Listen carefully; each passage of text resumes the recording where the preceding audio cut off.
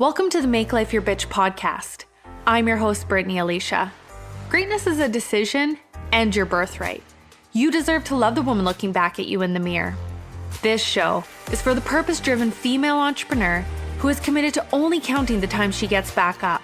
The woman who is ready to ignite the flame within, find her voice, and use the power of her story to transform the lives of those around her. This is your weekly fuel to inspire you to action, where I'll be sharing inspirational stories, real talks with thought leaders and successful entrepreneurs from around the world, and provide you with actionable success strategies for creating a business you love. I'm a content marketing coach, and I'm committed to helping you as an online creator and entrepreneur wherever you are to turn your dreams into a reality, to help you transform your messaging so you can create a genuine connection with your audience and grow your income online. You are far more powerful and stronger than you will ever imagine. We are the warriors. You were born for this. Let's make life your bitch. Hello and welcome to the Make Life Your Bitch podcast. I am your host, Brittany Alicia, and today I have Judy V with me, and she is a miracle maker because she truly believes that she's a miracle. She's an entrepreneur, she's a mentor, and I am thrilled to be having this conversation with you today because I think you and I are on the same level of what we talk about. So welcome to the show and tell me all about you. Thank you so much. Thank you, Brittany. Thank you. This has been a while coming, and I have been so excited and so looking forward to this because we share, some of the same groups. So it's just been amazing to be here with you now. So thank you for that. Awesome. So, like you said, you believe in miracles, and before we got started, we had a really good conversation about, why that is so important to you. And so how did this come to be that you've developed these beliefs that anything is possible? I know for a fact that we are miracles and we are miracle makers, and that's what I do. So I'm a catalyst for people creating miracles in their life.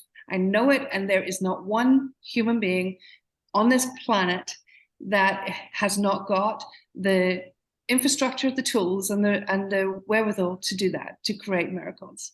I know that without a shadow of a doubt. I know it because I'm a miracle. I know it because of the miracles that I've created in my life. And when we talk about miracles, we're talking about the unpredictable. We're talking about magic. We're talking about the unimaginable materializations of our wildest dreams to live an iconic life. And at the end of the day, that's what we're here for. We are the physical manifestation of our soul. That is what we are here for. We're here to live an extraordinary life. We are here to be the fully expressed version of our soul. We're here to live in love, abundance, in compassion and empathy and gratitude and appreciation. And that energy is the energy of potentiality, possibility. We are limitless in that energy, but we have lost touch with that. I was extraordinarily fortunate many years ago to have had the most extraordinary transcendent experience in the midst of horror, in the midst of the most horrendous horror. And this is also why I'm able to say that no matter what you've experienced, no matter what you've done or not done, no matter where you are in your life right now, magic and miracles is that away, literally. So if I take you back to how the horror and where and some context. So from the age of about 3, I was locked up and tortured and abused and used as a slave for the next 20 years of my life until I escaped in my early 20s. And the horror and the torture was extreme. I didn't go to school. Didn't have friends. Didn't socialize. Lived in extreme poverty, and at times even resorting to eating tin dog food, and at times not having food for days. Wearing most of the time during the day, I would wear is old men's clothes as a little girl growing up, right? It's like, so you can imagine how quite horrendous that was as well, amongst all the physical torture. And it got to a point where I eventually literally felt I lived only because my heart beat, and I felt like a piece of meat, and I willed my heart to stop beating so hard. It didn't. And then one day in November in Ireland, cold morning, rainy and grey, as it sometimes is, frequently in Ireland. I remember getting up one morning after a night of the most horrendous torture. It was pretty bad. And I walked into the bathroom, and I walked over to the mirror, and I looked in the mirror, and as I looked in the mirror, it was almost like it was the first time I was consciously aware of seeing myself. Now, I have no doubt I saw myself many times, but this particular time I remember being conscious. Oh, I looked at myself, and something drew me in, and I looked closer in the mirror, and I looked beyond my physical form, looked beyond the bruises on my cheek, the blood on my cheek, on my lips, the pale blue torn nightie. I looked beyond all that into my eyes, and it was like as if my arm was reaching in through my eyes down into, which I now know to be my solar plexus. I didn't have that language then, right? And I grabbed something, and it was physical. I grabbed something, it was physical. And for many, many years thereafter that, I called it my something, which I now know to be my soul, my spirit. And as I grabbed it, it was like I was transported out of my body and outside. And it wasn't a frightening, it wasn't a scary experience, even though it was November and cold, and I was just in a pale blue nightie. I wasn't cold. I was comfortable. And in that experience, being outside, I felt one with everything. There was a oneness. There was absolutely no separation between me, the trees, the birds, the rain on the glass, the grass being cut in the distance, the smell of the grass being cut. There was no separation. I was literally one with it all. And the next thing I felt was this most extraordinary sensation. And it felt like 1,000 blankets being wrapped around me. And it was really, really, it was like so encompassing, so wrapping. And I didn't know what it was. And I really kept trying to figure out what this feeling was. And then I realized it was love. I had never felt it before, but it was the most extraordinary, exquisite, unconditional love. It was not of this world love. It was divine love. It was beautiful. And as I looked up, I saw me in the bathroom. And in that moment of me seeing myself in the bathroom, this love just like literally it was like that onto me.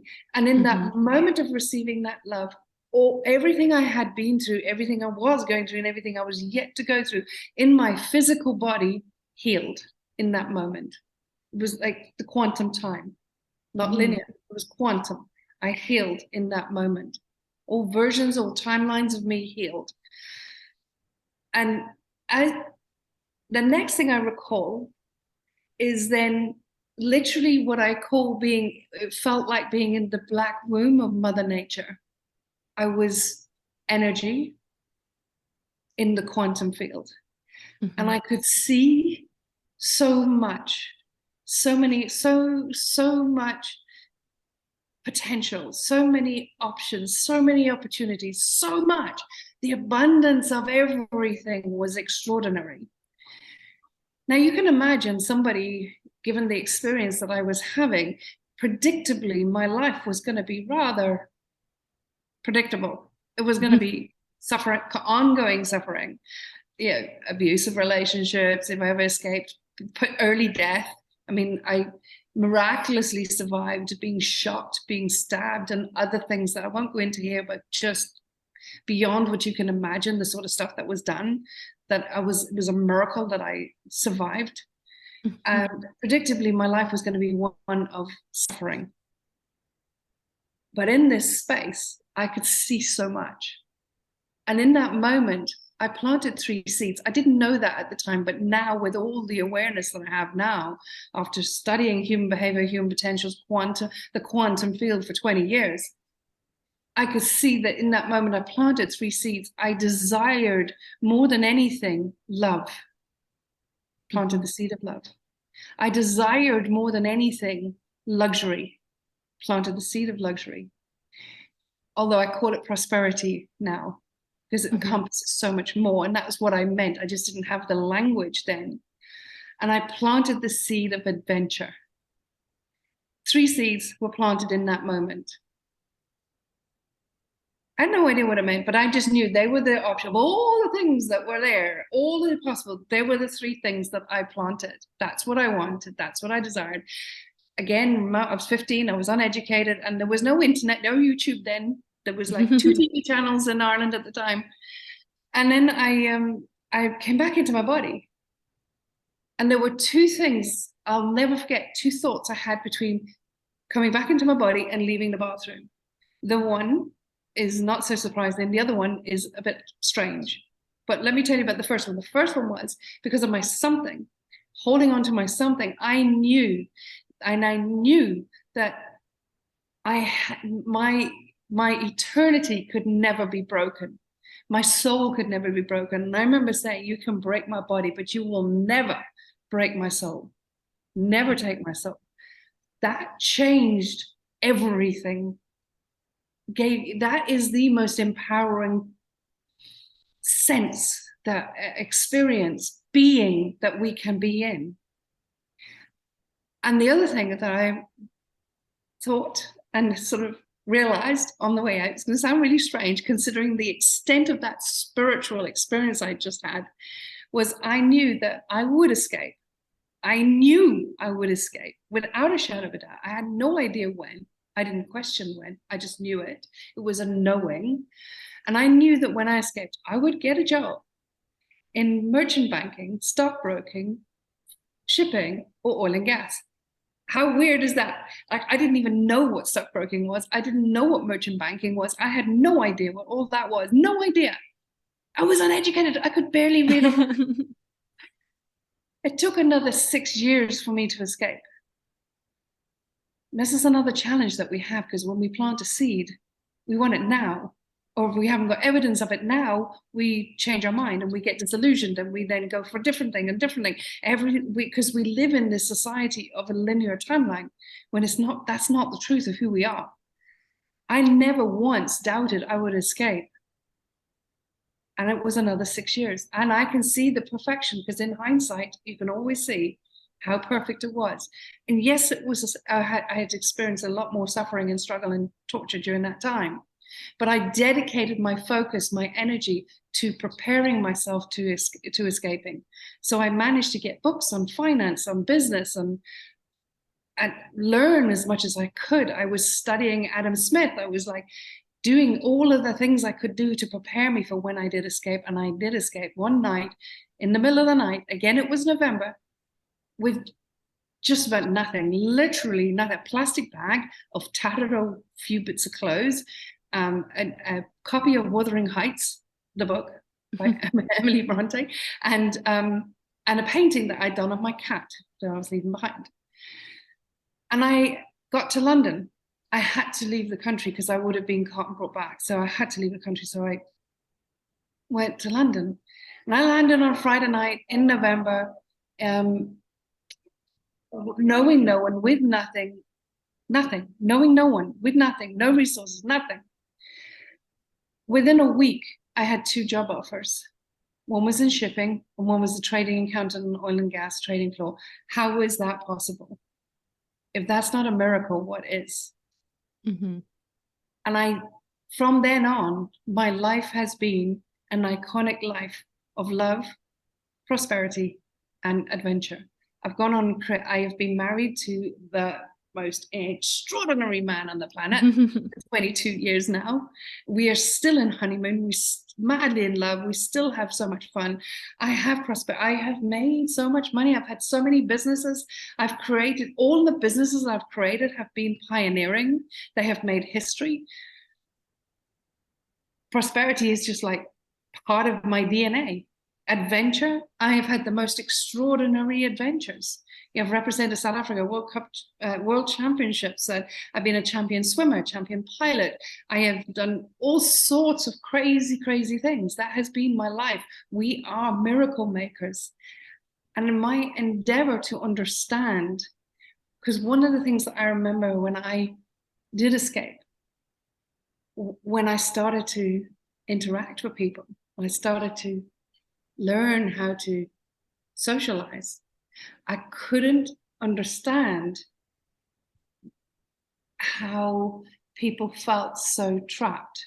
People felt so limited. People felt that they had to be defined by stuff.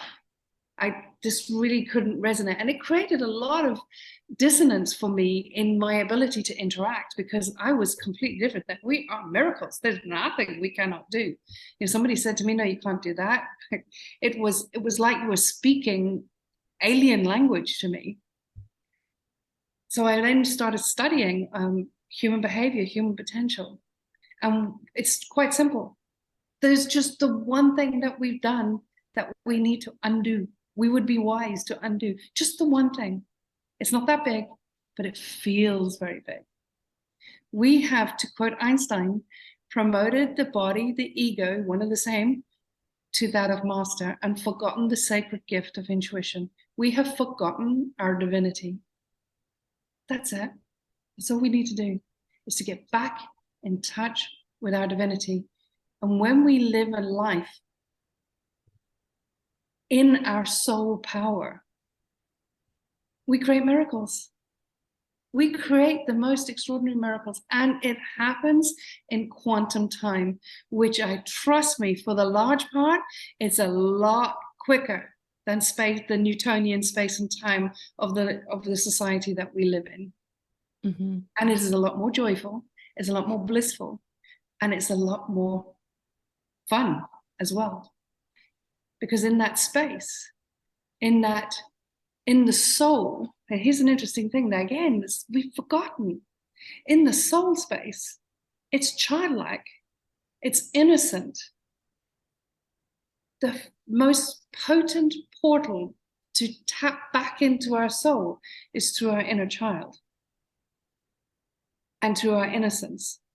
And when we stop being grown up in this artificial paradigm that we've created that we call society, when we stop being grown up and start allowing ourselves the freedom to be who we are here to be, which is who we were when we were children, young, we play in the energy of innocence. And that fun, that joy, that bliss is our most creative space.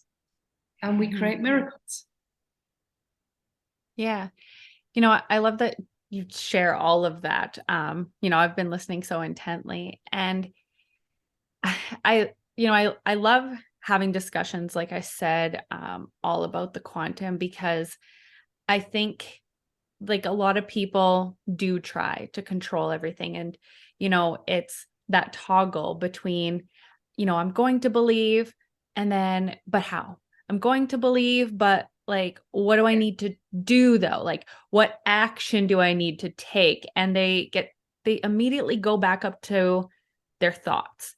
And I always like to say, you can be brain dead, but the thing keeping you alive is your heart, and it's like, I'll say to my clients, like, when, people first come into any sort of world of meditation, I'm like, you need to drop from your head into your heart and lead from there. And so for me, I always like to begin my mornings with, like, connecting with my feminine. And I say, like, she tells the masculine, like, go do this. But when you were talking about the quantum, like, which essentially is my understanding of the fifth dimension. Yes. Yes. And so with that, I like that you were saying people change their minds, because I always like to think of it as like you decide you want one thing and it's like the universe is like, okay. And it like starts to build this beautiful house that you're asking for. And then you're like, it's not working. It's not here yet. And then all of a sudden you change your mind. And I said, you have all these half-built houses in the fifth dimension that are just like waiting for you. And it's like, if you were to imagine like all these, like this neighborhood of houses, and it's like, that's you every single time that you change your mind. Yes. And it really is that experience of, the knowing, like really that knowing that when people ask you, they're like, well, how are you going to do that? What, like, especially for us in entrepreneurship who are tapped into the energetics and that kind of thing. When someone asks you like, well, how are you going to do that? And they look at you like you're crazy. They're like, I just know I will.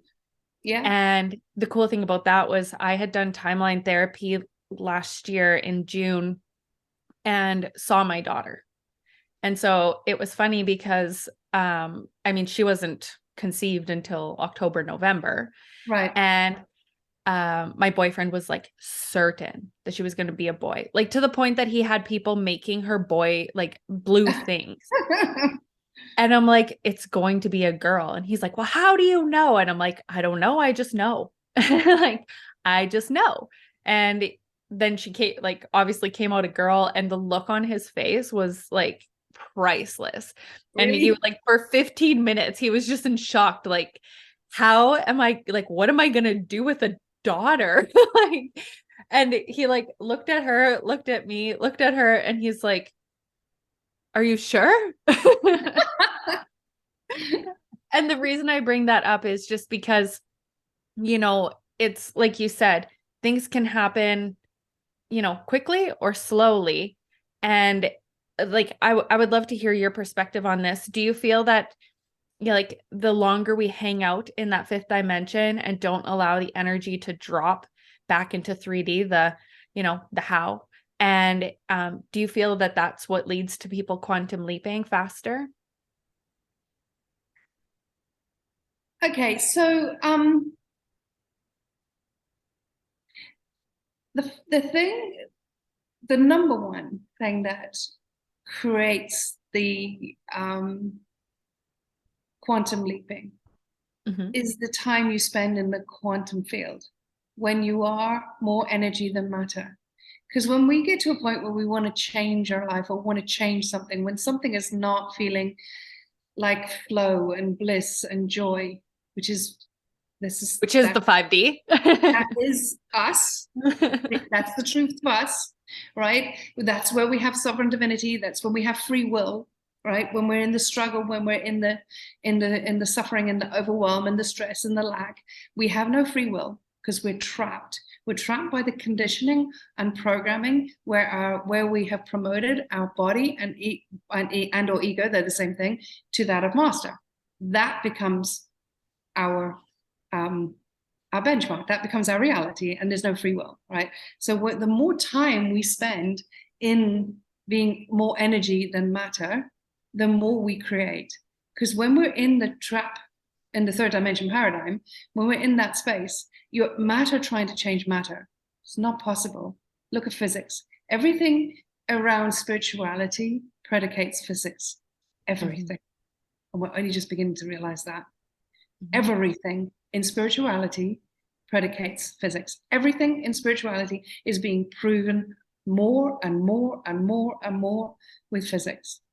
So you can't change matter with matter, but you can change with energy. You can change it matter with energy. That's how we train. We can create and change everything and anything with energy. The more time we spend in energy, the more we activate our soul power, the more we activate our free will and our sovereign divinity. Okay, the more whole we are, and the less addicted we are to the past present, which creates the predictable future. Because the problem with being trapped in the realm of the third dimension, which is all based on illusion, Newtonian physics, right? So it's all based on matter, and it's all based on density and whenever you're in that, you can only receive information to that level. So you can only create and only receive information to that level. So the mind never just get to expand. So you don't create space for new information, new possibilities, new potentiality. And that's why people struggle to believe, trust, have faith in the fact that there is something more. We have to first connect into our beingness. One of the best ways to do that is reconnect with your inner child. Connect with joyful moments as a child. One of the strange things that happened for me, and the reason why, and this is an incredible gift, and it's going to probably sound a bit weird, but there's nothing weird on here. Like the stuff that I talk about, and like even with fifth dimension, it was like about, a few months ago that I really, all of a sudden I just had this like moment where I was like, I woke up and I sat down and I started writing, like, what does this all mean? And then I went and started looking into it. I was like, oh, this is the 5D. This is how this all works. But it was like, it was like divinely given to me. And I was like, I need to share this with people in my world. And I'm very much someone who loves to do analogies and dumb shit down for people. And I like the science side of things where it's like, let me show you the proof, because I've also come from a place of trauma. I've been kidnapped. I've been raped. If you know anything about my story. So, it's one of those things where, as you share this, it's like, it's even for me, when I talk to people about this kind of stuff, it's almost like I get that, I don't want to say validation, but that like, I'm not the only crazy person out there. Like, cause you keep saying like, this is going to sound weird. And it's like, to me, it's like, nothing sounds weird. Yes, I get that. Yeah.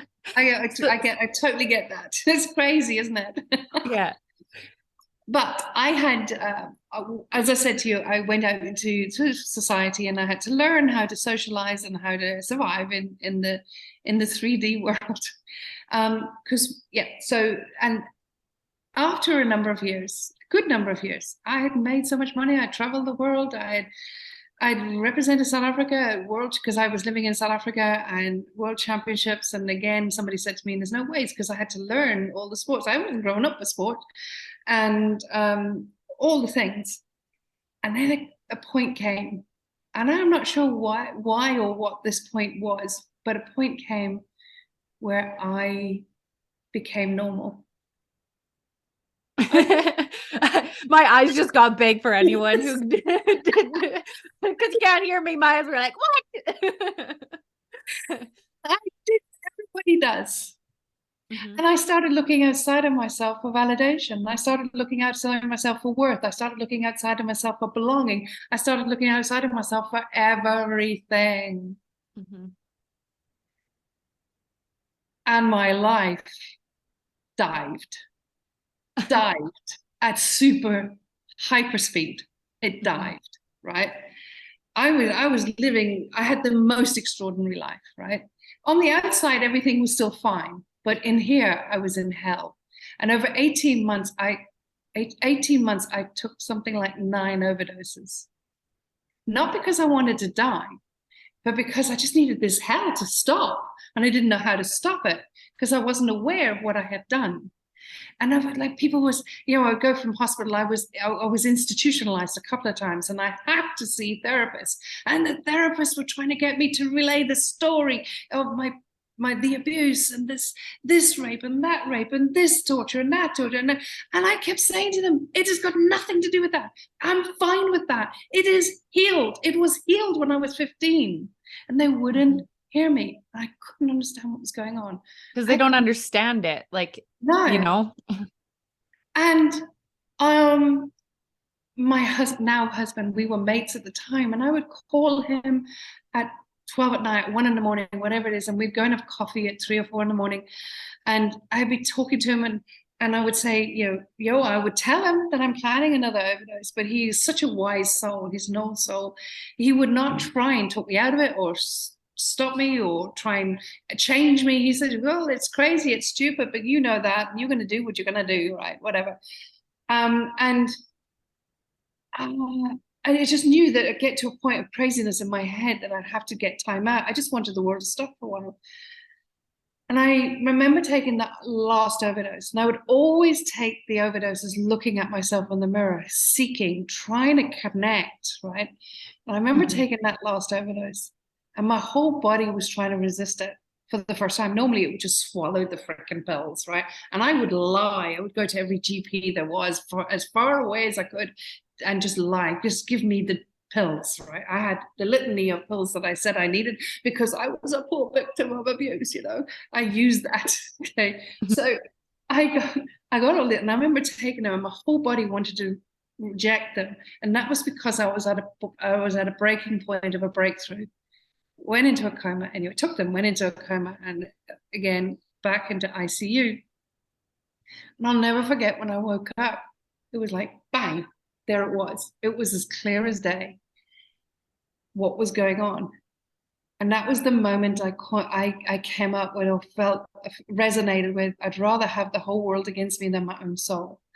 What happened was that during the time I was in outer hell, I was in inner heaven. After that transcendent experience, before that, I was feeling like, my heart, I felt like a piece of meat, my heart beat only, and that was where I lived. Whereas after that event, I had the most extraordinary joy, no matter what happened around me in my outer environment. Yes, there were moments of pain. Yes, there was moments of torture. Yes, there were moments of like fear and terror and all that sort of stuff, but nothing changed the deep within me beingness, being joy, being bliss, being happy for no reason, because I was my soul, and that is my soul, eternal, forever, joyful, blissful, innocent. That was core in me. No matter what happened in my outer environment, inside, that was my existence. And when I escaped, that's the life I lived. That's what I created. And I would rather have the whole world against me than my own soul. That's the life I lived. I was unstoppable. Yes, I felt different. And I suppose that's what led to my desire to try and fit in. In order to try and fit in, I had to become normal. Yeah. And then I had this extraordinary life on the outside. As my husband, who I would speak to at 4 a.m, he would say, but Jude, people would give that right arm for the life you've got. I had wealth. I had all the latest toys. I had the most extraordinary life on the outside, but inside, I was in hell. Whilst my life was heaven outside, inside I was in hell. Yet during the hardest, most awful times in my life, outside was awful and horrible and hell, but inside I was in heaven. That's the most important part of our life. When we've got that, it's like people say, when you've got your health. No, when you've got your soul. Because when you've got your soul, your health is fine. Yeah, exactly. So I'm not sure where I was going with that. I've lost track, but I just felt what we were talking about was the joy and coming back to our inner child. And so when you were a child, like I felt that you were going down the path of like how you were able to connect with that joy. Yes. Then. Yeah. So for me, the journey back after that last overdose. Obviously my life changed again instantly, right? The moment I had that breakthrough, everything changed, because I reconnected to that inner joy that I had. Oh, I've lost that, and I reconnected that, and I have spoken to thousands of people because I started the first ever online coaching platform in 2000. So I've been working with people for a very long time, and I've spoken to a lot of people. And the number of people that tell me that they can't remember happy times or they can't connect to their inner child is conditioning. It's just because they're allowing their body to be greater than their eternal mind, than their eternal soul. That is it. There is no way that you will not, cannot, have not got a memory, a feeling, a sensation of when you were a child, and you connect in with that. So no matter what chaos you perceive is going on in your life right now, just take a moment, even if it's for 10 seconds, and connect to that. Recall it, find it. You will find it. I have never not been able to take someone to a moment where they had that exuberance, that ecstatic, that joy, that bliss as a child. Because as a child, obviously, we are more close to source, connected to source. And as we get older, we distance ourselves until we intentionally get back in touch. That's the society we live in. So I've never not been able to take someone back to that. And just tapping into that, even if it's just 10 seconds, 2 or 3 times a day, it starts to change your reality. It starts to change your energy. And you start to sort of like experience a different feeling. And if you can start changing your energy, just connecting back to that, changing your energy into your being, you're being joyful for no reason, being happy for no reason, being grateful for no reason. We start to change our resonance, and our experience and our expression of life shifts as well. And the more we're able to do that, the more hyper speed we create miracles. And, you know, as you're saying this, one of the things I like to talk about is the experiences, the awareness, the consciousness. And like you said, like we're like, so many people are on autopilot. I do believe the thing when people say you're the average of the 5 people you spend the most time with. And like, for me, sometimes I need to look at that and be like, you know, no wonder you're where you're at, Brittany. And like, you know, those situations where it's like the energy drops, it's like, look who you're hanging out with. Like they're complaining all the time. And it's like, I'm not here to raise their vibration. Right. Yeah. But, you know, when it comes to that level of awareness, and the really cool thing is with, my daughter is seeing her, like, you know, as she's starting to grow up, and just like her feeling the couch, like the texture. And I mean, she's at that point now where she puts everything in her mouth. And it's like, it's just like she's feeling everything. And there's just this level of awareness that kids have. And I remember, I think you know who Andrea Grund is? Yes. Yeah. Yes. So she, her and I had done a reading together last year, and I was 7 weeks pregnant. And she's like, can I pull some cards for your daughter? And she's like, there's a masculine energy there. And I said, but she's a girl. I was like, just so you know. And she's like, but she's a starseed. You know, she has this life force behind her. And I was talking to my daughter the other day, and I said to her, like, thank you for choosing me. You know, thank you for like choosing me to be your mom, you know, and be the person that gets to bring your soul back into this world. And so it's really cool, like seeing her touch all these textures, you know, and the way she's growing up. And the things I always like to talk about is when we connect back to the inner child, when we connect into that awareness and we just slow down, like we just stop and like actually look at our surroundings, you know, that's one of the reasons you're going to quantum leap too, because you're going to have so much more awareness, and you're going to see life differently. Like I remember I was walking this summer, going down the street, and I remember seeing like these trees, and well, I guess it would have been fall. And I remember seeing these things fly around, and my daughter had just gotten stung by a wasp, like a week. Like, I know.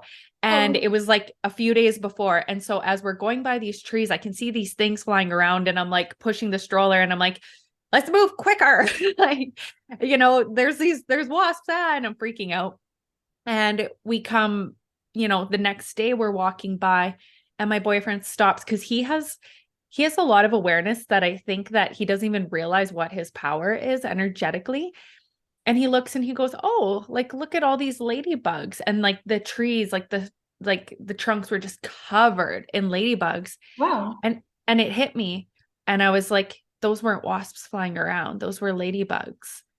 And it was like that, like slap that I needed to be like, you've lost your awareness. You've lost you know what I mean? Yeah. that is so awesome, because we respond to perceptions. So yes, and then we reinforce that, and then that becomes our personal reality. That then becomes our personality, and that then becomes our environment. And that's how quick it happens. And we adapt very, very quickly, very quickly. So, so it's so important to create that sense of being in the present moment, creating space for more. Because the thing is, we think the same, just to bring it back to the human, we think the same thoughts 90 to 95% of the time, each and every day. So if we're thinking the same thoughts, we're having the same emotions and feelings, creating the same events, seeing the same things, experiencing the same things, doing the same things, so that everything becomes predictable. And because of our conditioning, because of how we are programmed to think and be and do in the third dimension, and because we promoted the body, the ego, to that of master, and its role is to survive. That's its role, is to have this physical body survive so our soul can experience life. But because we've promoted this body to master, it is controlling us. And because its role is for us to survive, it's always looking for predator prey. It's always on high alert. It's always on high alert. It activates our nervous system. It creates certain feelings, and those feelings create emotions, and those emotions create thoughts. And now it becomes a perpetual loop. And we then embed and deepen the levels of that programming to the point that that becomes our personal reality, our personality, and our environment. And that becomes the confines for which we live in, or rather, I should say, exist in, right? Because and everything is based on the past, present. Everything, all our thoughts based on the past, present, everything, 90 to 95%. And if your brain or your mind is not learning new stuff, you're creating a predictable future based on the past. And there's no space, there's no free will, and no space for creativity, magic, and miracles in there. Just predictability, no possibility, and no potentiality. That's the tragedy. It is. And because I think you said I think it's 90 to 95% of our subconscious mind during the day, like, is what controls us. And I had read somewhere that said 70% of our thoughts are negative, right? And so if 70% of your thoughts are that, like, I mean, for the people who are existing, and if 70% of your thoughts are negative and not actually supporting you, and then you take 90 to 95% of that, it's no wonder that people are just existing. And if you don't go back and connect to your subconscious mind every single day, and I think that's what people do, is they jump on the bandwagon of, I'm going to do this, I want to feel good. I want to feel good now. And they start to feel good. And then they stop doing the things that got them to that place of feeling good. Yeah. Yes. So the reason why most of our thoughts are negative is because of the body is designed for survival. And when it's activated, right, when we're in high beta and activate the nervous system, the sympathetic nervous system is triggered. It is therefore always on the lookout for predator prey. And that's exhausting. And that creates stress. That creates overwhelm. And that is why then what we always anticipate, worst case scenario. So during the course of a day, 10 to 15 things, 20 things could happen that are amazing, but we'll always focus and put energy behind the bad thing that happened. And we always anticipate the very worst case scenario, because we have to know that we will survive. Right? That's the only reason. And it's so simple when you start to understand it, that we are being driven by the nervous system of our body rather than the wisdom of our soul. And when we stop allowing our body to be master and start connecting in the wisdom of our soul, we create a very different experience in our life, a very different expression of our life. But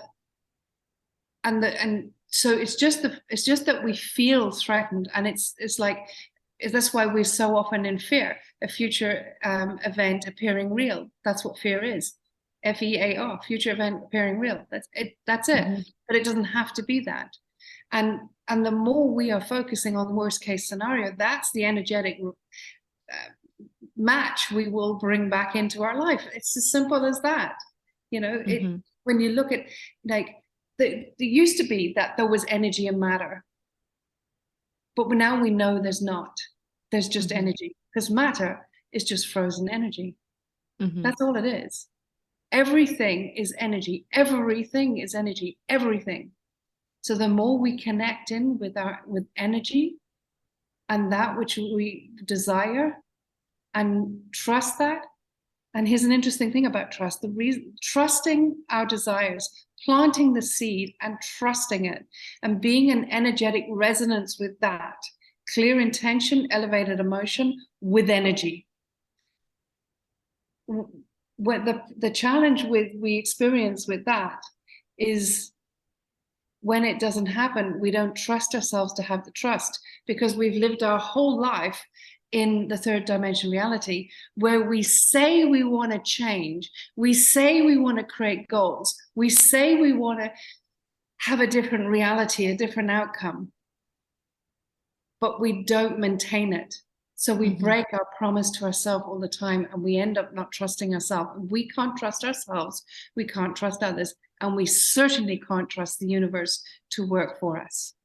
Yeah. And I love that you say that, because because I have like my Dimensions Manifestation Sequence program coming up, and it's a 3-day intensive. And, that's what I've said is, like, that day one is your energy of self-trust. If you don't have self-trust, like, none of the other shit is going to work for you. No. Right. No. And it's like, then we tap into that universal energy. And then, it's creating the rituals and routines in order to keep yourself in that high vibration. Because I find for a lot of people, they want to teach everyone else what's working for them. And it's like, you have to do, like, I've done programs where it's like, you have to do my routine. And it's like, that doesn't work for everyone. It's like, you need to understand why that works for those people and be able to, it's like, that keeps them at this energy level. Okay, so what brings me joy to stay at that energy level?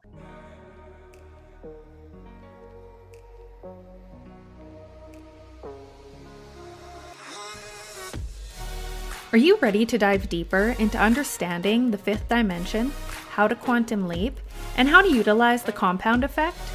These concepts are super trendy right now, but as someone who has experienced trauma and may still like a little bit of control, trusting blindly can be very difficult for me until I understood how it all works.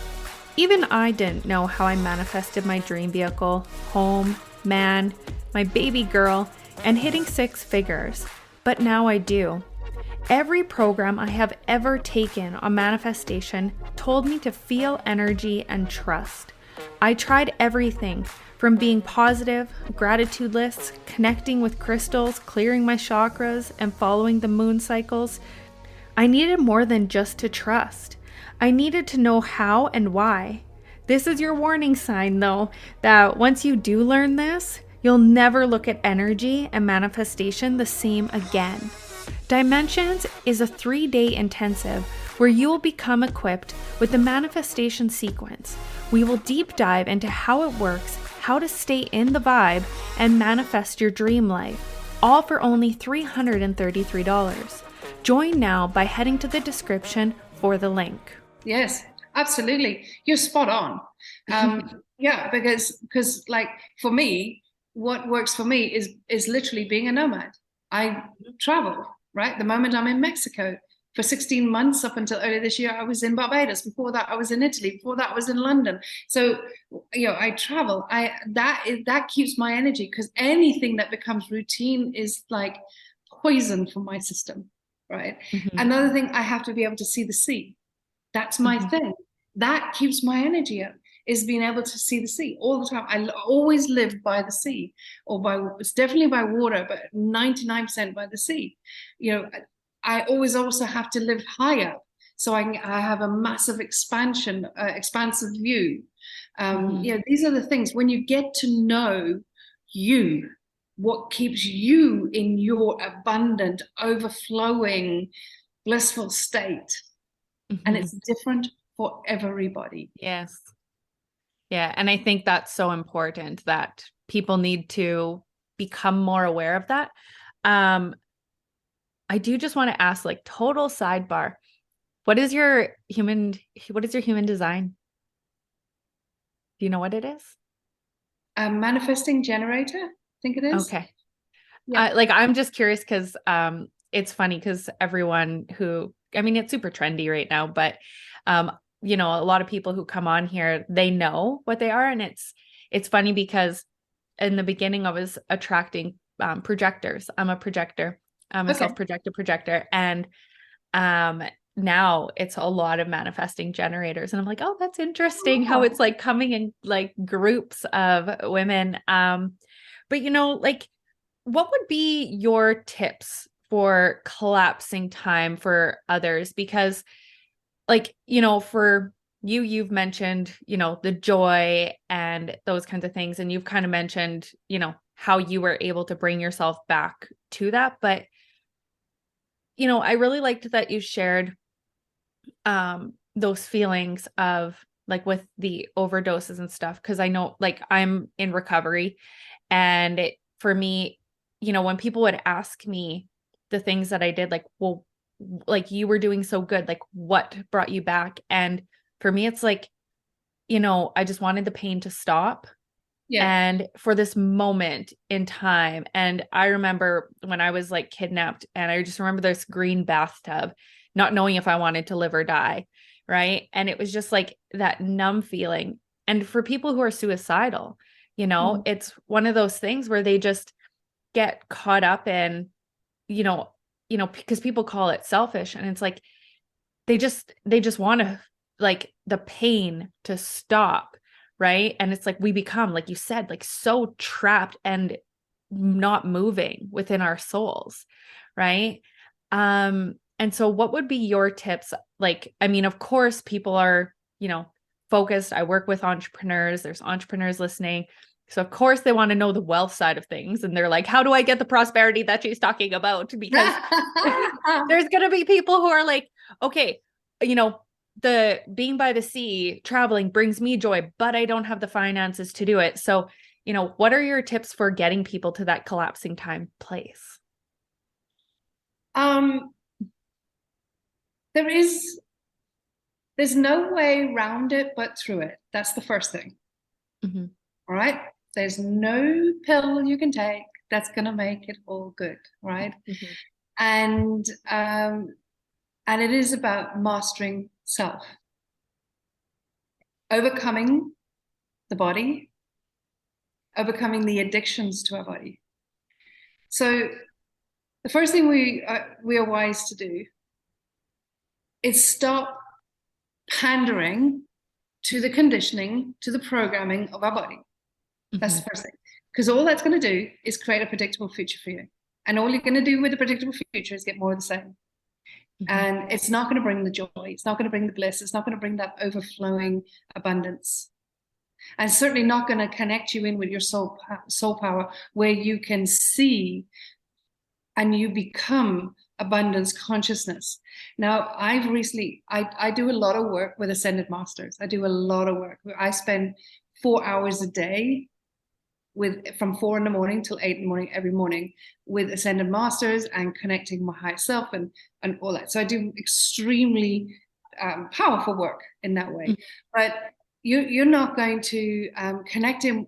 Where I was going was what we understand about, generally speaking, even amongst the people, even amongst enlightenment, what we understand generally about consciousness isn't it's the tip of the iceberg. It's the tip of the iceberg. But we won't connect in with that when you are living in predictability, because all you're doing is getting more of the same and more, and that is more stress, more lack, more overwhelm, more pain, more struggle, more suffering. That's all. So the first thing is to connect in with your being and find joy in that for no reason. And here's the thing, Here's the thing. You have a choice. You either are master of your destiny or victim to your history. It's as simple as that. What do you want to be? And when you make the decision of master of my destiny, then there is no faster way to do that than to connect in with all of who you are, the truth of who you are, the bliss, the joy, for no reason. And you will come to me with every single story under the sun why you can't do that. And it is just that. It is just a freaking story. Mm-hmm. You want to be master of your destiny or victim to your history? You might be angry to this one who did that and that one who did that, or your father, your mother, your grandparents, your uncle, your teachers, whatever it is. Yeah, great, wonderful. How's that serving you? Mm-hmm. This is hard language. This is hard. But at the end of the day, I'm here to create miracles for people. And the only way I can create miracles for people is to be straight up and honest. Mm-hmm. There is if you genuinely want to be master of your destiny, you connect in with who you are and find joy, find bliss, find what it is that brings you that, and spend time there. That's the first thing. When you start spending time there, your resonance changes, your energy changes, and then it's like portals start opening up and things start happening, and then you get a knock. Something yucky has happened, something rather shabby has happened, whatever it is, you get a knock. But just remember that. Just remember this. The only reason that's happened is because of a seed that you planted last week before you decided that you're going to be master of your destiny. Don't apply a meaning to it. It just is what it is. Means nothing. Get back on the horse, connect in with you. It's what we call shorten that emotional refractory period. Don't let it dwell in it. Feel it. Feel the disappointment, feel the sadness, feel it, let that emotion go, let it flow. Energy, emotion, it needs to flow. And then connect back in. When you're done with that, then connect in back in with your heart, with yourself. Then you will start getting more comfortable and less, you feel feeling less unsafe about starting to create an intention. Because we would rather guarantee what we don't want than gamble what we want. So, because we'd rather focus on what we don't want and create more of that than dare to be in the unknown to create something that we desire because we have no evidence of it. So, when you start feeling that, connecting back with the truth of who you are and experiencing moments of joy and moments of happiness for no reason, moments of gratitude, as Dr. Joe Dispenza says, gratitude is the greatest state of receivership. There is no greater state of receivership. So when you connect in with that, then you can dare to look at what it is you would love to intend. And I just want to say something about that, for people listening.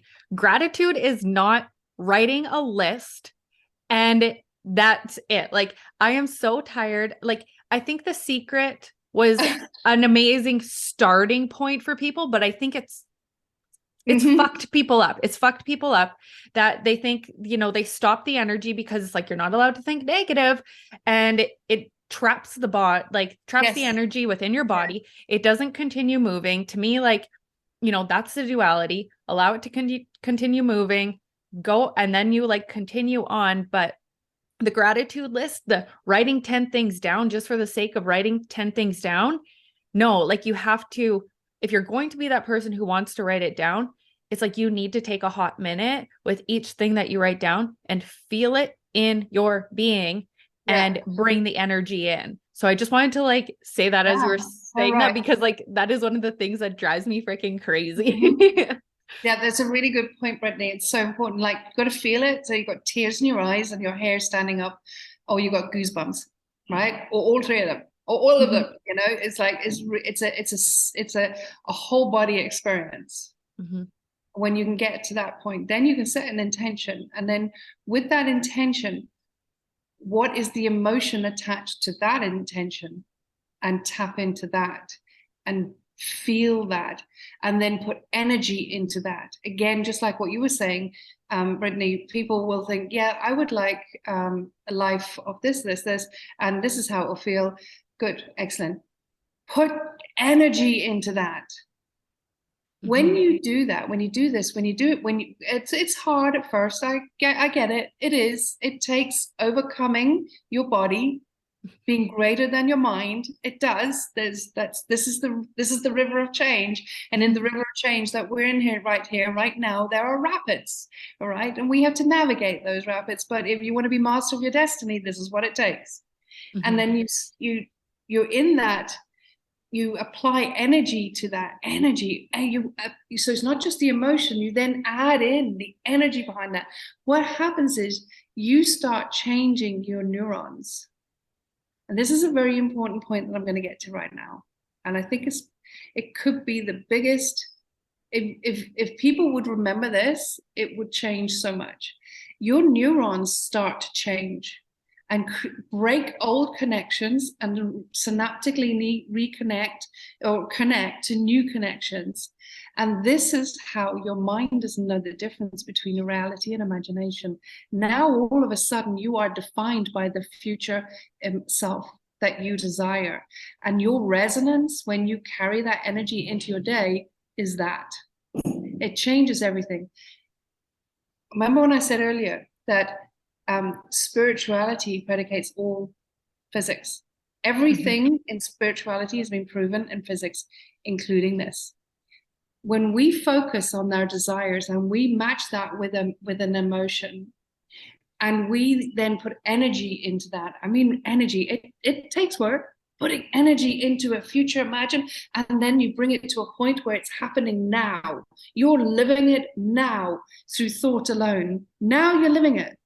And your energy is so powerful in that moment. You're changing the neurons in your brain. You can create a whole new life just by thought alone. And I have done this. After the transcendent experience I had, I dedicated the next number of years to learning everything I could about economics and business and so on and so on. I had access to some books. I managed to get books.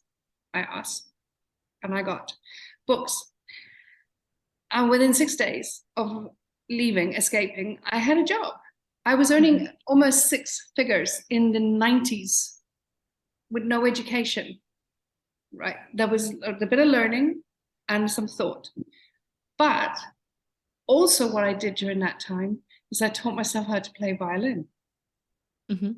I got another job when I was in London. I was never taught. I got asked for violin. I got a violin because your dynamics changed. Everything changed. The torture didn't change. The rapes, the abuse, all that didn't change. But I got stuff that I asked for. My resonance changed. I got a violin, and I taught myself how to play violin by thought alone. I got a job in an orchestra in London without ever having been taught to play a violin. I also taught myself to knit. Crazy, I know, but I know how to knit too. I don't know. It's rather random, but I not only knit normal stuff, I was knitting complex Aran jerseys with all sorts of cable stitching and all that sort of stuff. I was never taught how to do that. I did the same with painting. I've had art exhibited in exhibitions. No one's ever taught me to paint. The same is by thought alone. You do it by thought alone. There is so much evidence and research in this field.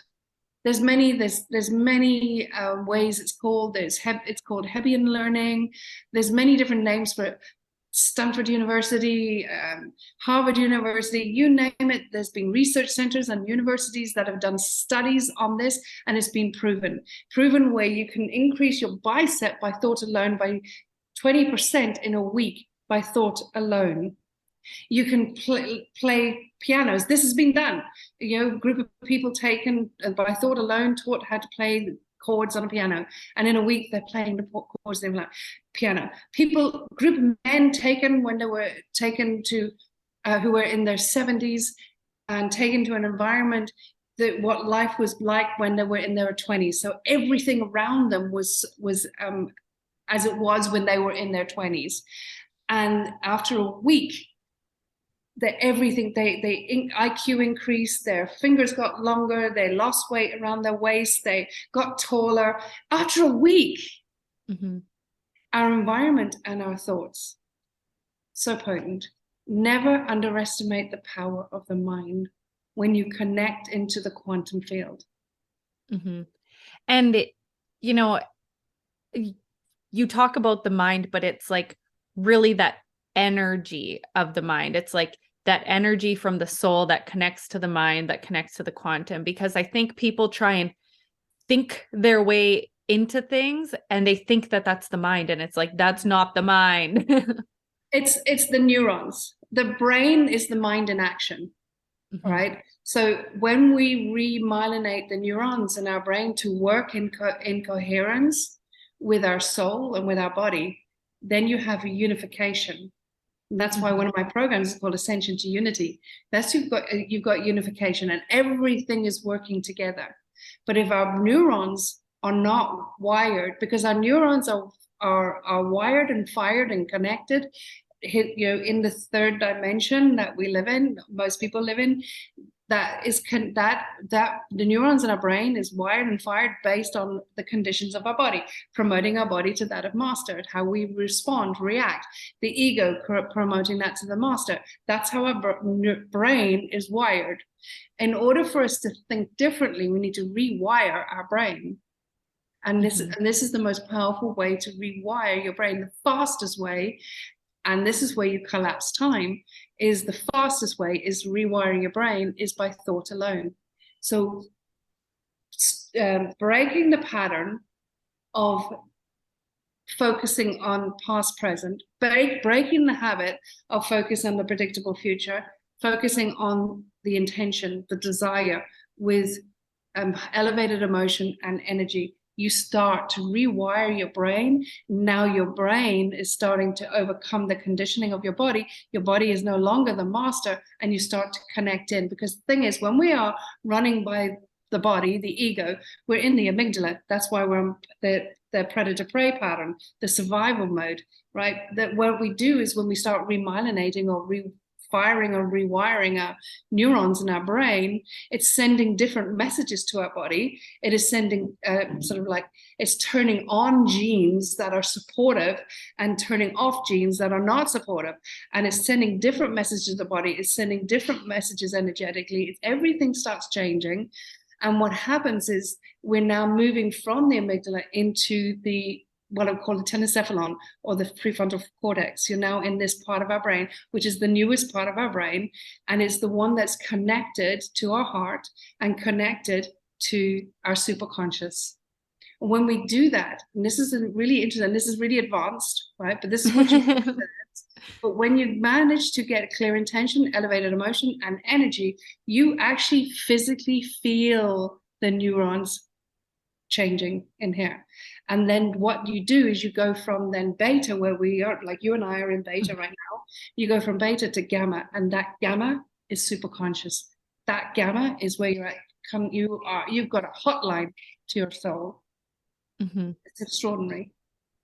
And so to touch on that, because I think it goes alpha, beta, gamma, theta, correct? No, gamma is the highest. It's the fastest. Gamma is the highest. That we know of right now. There probably is faster that we know of right now. It's ongoing research. But gamma is super aware. It's the super conscious state, right?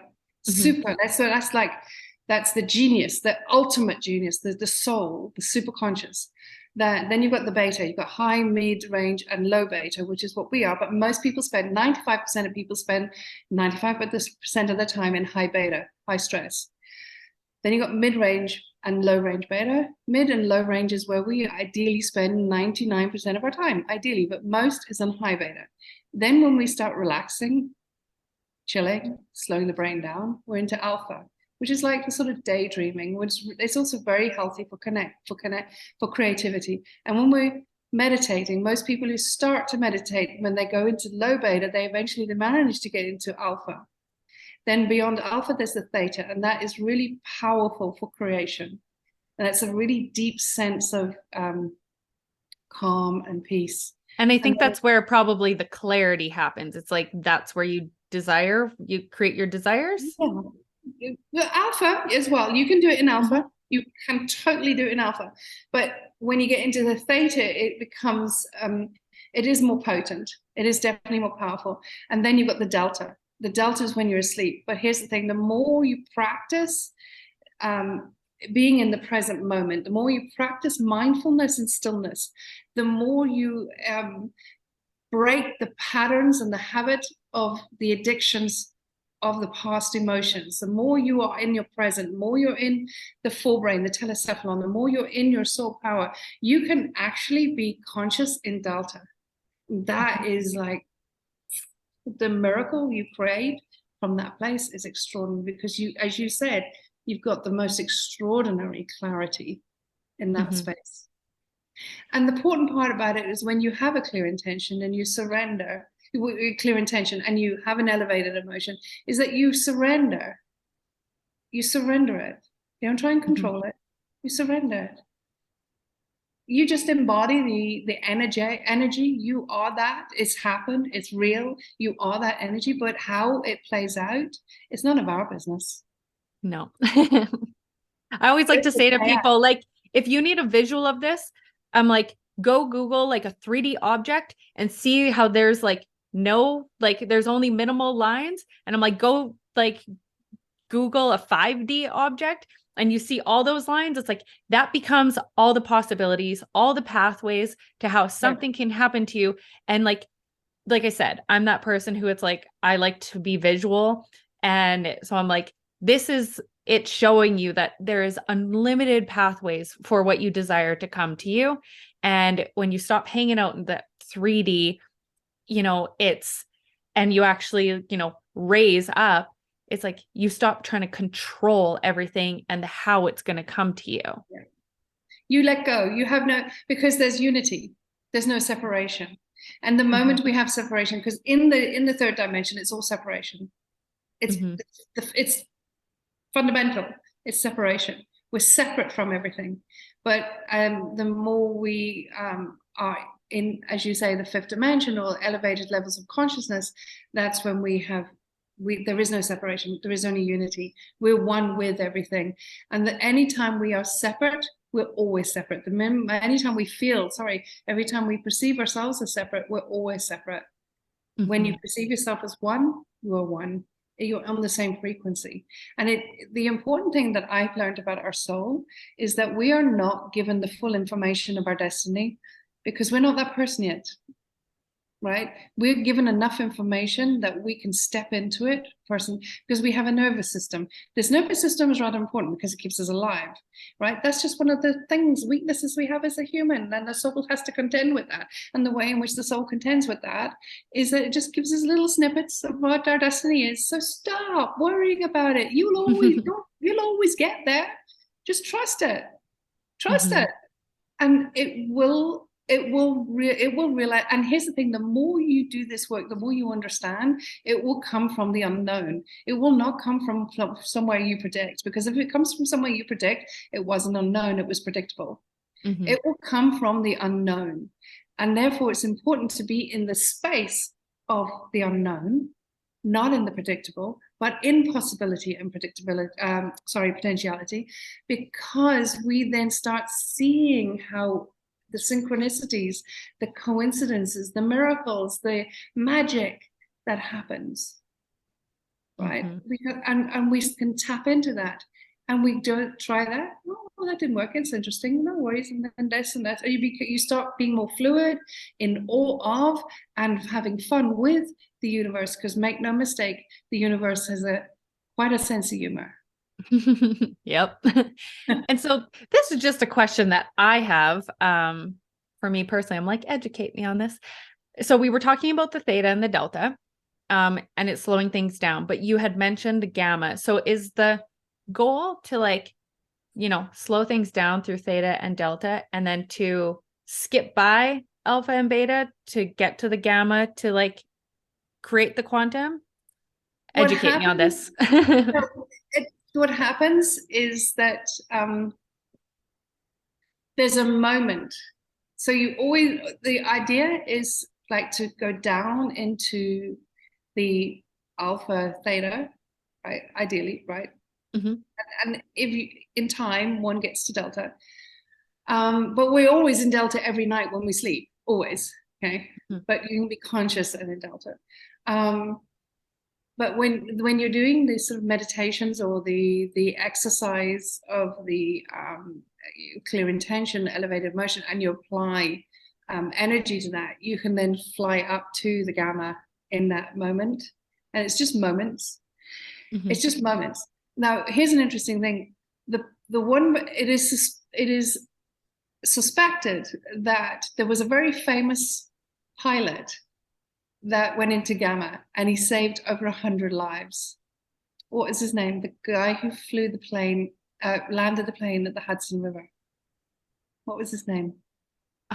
I don't know, but I mean, it's that thing that, you know, it's that conversation that people constantly talk about, is the pilot who flew the plane into the Hudson River plane and saved every soul on board, right? He'd just taken off, hit by birds, and now what? They had never been taught how to manage this, pilots. And the fact that he landed the plane on the river and it stayed on the river long enough to get everybody off board uninjured was a miracle. There was a tribunal. Mm-hmm. How?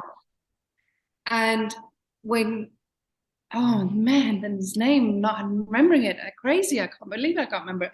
But it was a tribunal, and it was ascertained that there is a high level of possibility or potential that he went into gamma. He connected into superconscious state to be guided by something greater than him to landing that plane, because it was illogical. How he knew how to do it, no one understood. So this is the magic zone. This is the superconscious. This is the super creative. This is the part that's it's extraordinary. And he, in that moment, as he was attuned, he had mastery and was being guided by a higher sense to landing that plane. He was remyelinating his brain, and that's how he was able to describe what he did. And people say, but how did you know how to do that? What made you do that? What made you do that? I don't know. But he remyelinated his brain to the point that it's not that he didn't know what he did. He's very clear about what he did, and pilots have subsequently been taught what he did. Mm-hmm. It's just extraordinary. So you jump point to it. Mm-hmm. Captain Chesley Sullenberger. Sully was his name. Yes. Thank you. That's so you were asking prosperity. Mm-hmm. All right. So my research, what I have ascertained, what I have learned, and I have seen it in thousands and thousands of people, is that I have developed this concept called the wealth thermometer. Mm-hmm. And the wealth thermometer, obviously the lower you are, the less wealth, the higher you are, the more wealth, right? But where we are in our levels of conscious awareness will determine the level of wealth that we have and our ability to earn, hold on to, and grow, because they're three very different skill sets. Mm-hmm. They're very different energies, and the extent to which we are able to earn, grow, and hold on to wealth.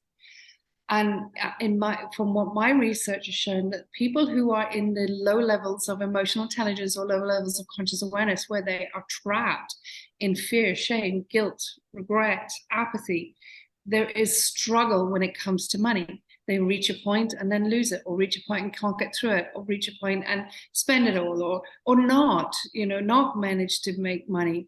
So it's like this oscillation, this feast and famine that goes on in the lower levels. But the moment you break out of that, as you increase your levels of conscious awareness, 5D and beyond, you find that money is magnetized to you, and it's effortless.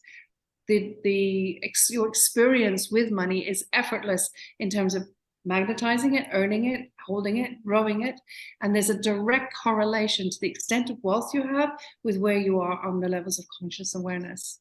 And so this is why I call money the gift that keeps on giving, because the more you do the self-work, the more you do the soul work, the more you activate your soul power, the wealthier you get. And your experience with money is direct feedback as to where you are on the wealth thermometer. Mm-hmm. What's not to love about money? Because it makes us more of who we are.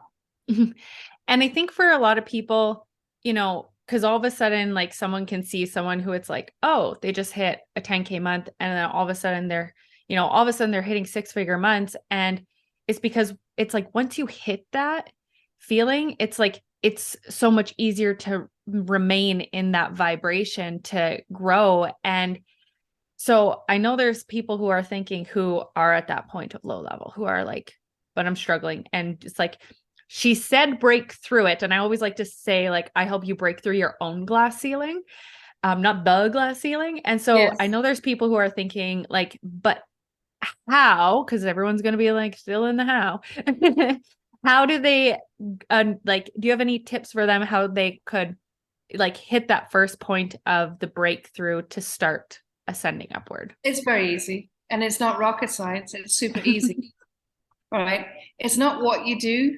It's not how you do it. It's who you are in doing what and how you do. It's who you are. That's the first thing. We always say things like, oh, I will focus on my health when I get money. I'll focus on losing weight when I get money. I'll focus on my relationship when I get money. I'll focus on getting a new job or a new business or a new house or whatever. Wrong way around. Wrong way around. That is more hell. That is time and space.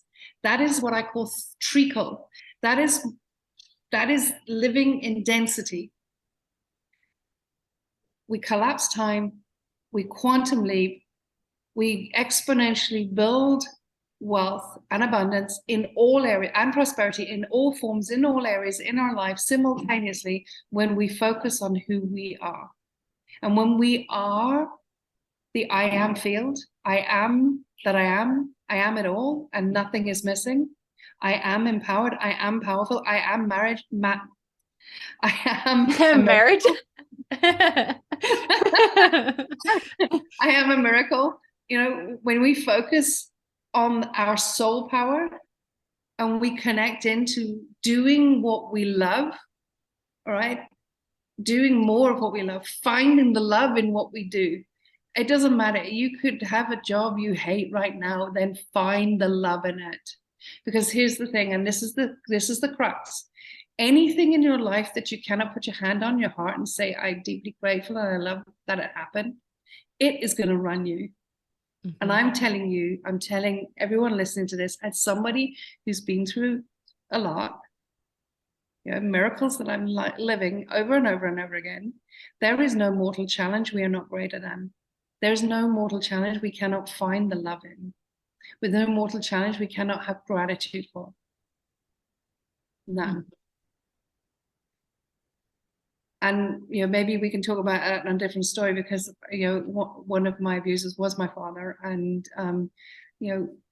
my story is very public because it was in a public court, and he got 54 years, and then he after a few years he was transferred to a hospice, and I just knew, coming from South Africa, I flew to see him, and I had no idea what I was going to say or why or anything like that, but I walked into that room and the first words out of my mouth was, Dad, thank you, I love you. Mm-hmm. And it wasn't my human to human, it was my soul speaking to his soul, because this was part of my journey. And even the things that happen in our life is part of our journey. It's part of the whole. Don't dismiss it. Don't disown it. Don't dislike it, because it's part of your unique blueprint, your unique destiny for you to be all of who you are. Learn to love it, have gratitude for it, and you will experience a completely different life. Mm-hmm. And I think that's so important. I know for myself, when I first got into my business, I had just gone through like another breakup of, abuse in a different sort of way. And as I got out of that, I remember I had gone to a Tony Robbins event, and, everyone there is like raising their hand that they're entrepreneurs. And I'm like, do I need to be an entrepreneur to be here? Like what? And I left there, and it was the first time that I truly loved myself. And and then as I started, like my dreams started coming true as, because I was in this place of love and joy for others, for myself, I said to myself, like, all the stuff that I've been through, like, to me, it was all worth it if I could help one woman go after her dreams. And like, so when I first started my business, like, that's all I cared about is like, if I can just help one person, because all of this shit that happened, now they're just tools in my toolkit for me to be able to understand someone else deeper. Yeah. To be of service. And you start embodying that. That's because when we're in the third dimension, it's all about the self. It's all about survival. It's all about self. But once we step beyond that, it's now all about our higher good and the highest good of all. It's a very different way of living, a very different focus. And the focus goes from convergent to divergent. And that's when we're going into the divergent, you can see so much more. There's so much. There's not just the duality of black and white or true or false. There is so many, and you start becoming an observer and an entangler. Yes. And that the entangler, like, that's a whole more exciting conversation. Like, yes. Yeah. And so if someone wanted to work with you, how could they go about that? So, I mean, you've shared so much, and obviously, you're, like you said, your shit. Your shit. Yeah. So if someone wanted to work with you, how would they be able to find you? How can they work with you? What is the best way to go about that? One of the things, my brand is called Attuned to Prosperity, to remind us all to choose prosperity to focus on and to be an energetic match for prosperity in all forms, in all ways. So that's my brand. And I'm on Facebook, and I have a group called Attuned to Wealth, right? Because I use wealth and prosperity as a as a gauge to how we're doing, because I honestly believe we all deserve to live in extreme abundance, in phenomenal abundance. It's our birthright. I really do believe that. And it's like, yeah, I just believe that. And I love that you say that, because I always say greatness is a decision and your birthright, but it all begins with a decision. Yes. So they can contact me. I run various programs. And the end result of the programs inevitably is making more money. That's the end result. But the focus is the journey to the soul power. So activating our soul power. And I do one-to-one mentorship, and I do Voxer support, which seems to be the thing that people love most, the Voxer and one-to-ones. They love that, really love that. It's really potent. It's being in this energy, right? It's really, really strong. And I do a lot of activations, a lot of healing because of the work I've done and the ascension I've experienced. I'm able to do phenomenal healing as well. That is just, we all have that, and we all tap into that as we increase our levels of awareness and consciousness and in our journey of ascension. And this is, as you said, you want to be of service to others. So there's many ways in which I work with people. And then I have various programs as well, like marrying the understanding the physics, the human, understanding the soul, how to overcome the human, connect with the soul, and all sorts of stuff. So anyway, Facebook is where I mainly hang out, and they can also do my free quiz, Attuned to Prosperity, and see where they are on the wealth thermometer as well. It's very revealing. People have said to me, it's like, it's more accurate than an astrology report. So. That's awesome.